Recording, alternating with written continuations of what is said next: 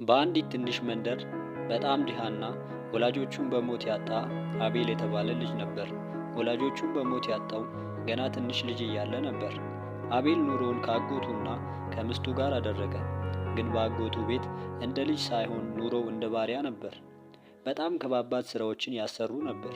መሰረታዊ ፍላጎቶችንም እንደ ምግብ፣ ልብስ በአግባቡ ማግኘት ለአቤል ቅንጦት ሆነበት። ከዚህም በላይ እጅግ ያንቋሽሹትና ይሰድቡት ነበር።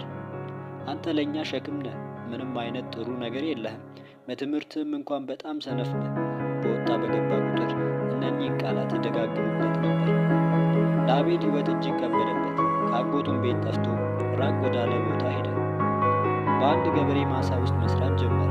ከብቶችን ይጠብቅና ይንከባከብ ነበር። ግን ከእንስሳቱ መሃል አንዷ ላም በእጅጉ ታመመች። ወተትን መስጠት አቆመች። ገበሬውን መጥቶ ሲያይ በጣም ተናደደ። አንተ በጣም እድለ ቢስ ነህ፣ አንተ ከመጣ ጀምሮ ሁሉ ነገሬ እየቀነሰ ነው ብሎ አባረረ። አቤል እጅግ ተርቦና ተጠምቶ ስለነበር ወደ አንድ ሐይቅ ዳር ሄዶ ቁጭ አለ።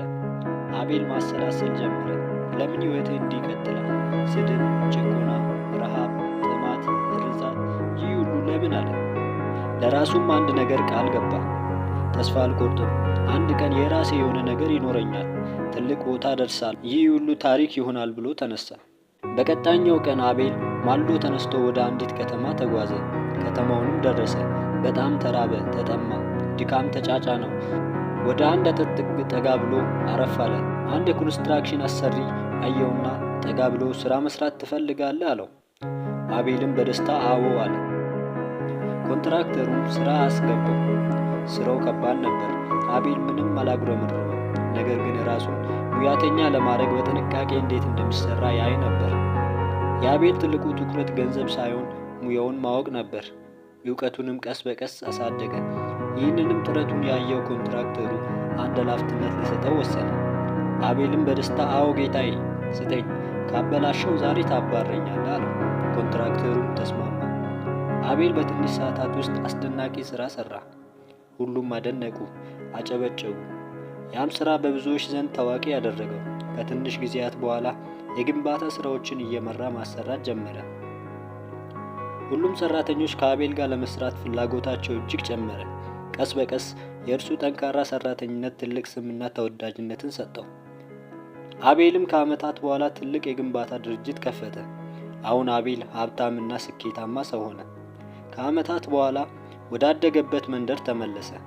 በመንደሩም ለድሃ ልጆች የሚሆን ትምህርት ቤት ከፈተ። መጀመሪያ የሚሰድቡት ሁሉ አመሰገኑት። ደግሞም ወላጅ አልባ ለሆኑ ሕፃናት የሕፃናት ማሳደጊያ ድርጅት ከፈተ። ከአቤል ሕይወት እንደምንማረው ስኬት በአንድ ምሽት አይመጣም። ስኬት የሚመጣው ከብዙ ሕመም፣ ጥረትና ለመማር ካለም ፍላጎት ነው። ውድቀት ይሰብራል፣ ግን ከውድቀትህ ከተማርክ እጅግ ጠንካራ ያደርጋል። አቤል ብዙ ውድቀቶችን አስተናግዷል፣ ግን ከውድቀቱ በመማር ወደፊት በመገስገስ ስኬትን ተቀዳጀ። የድላችንን ችቦ ልናበራ ተስፋን ሰንቀን ወደፊት ብቻ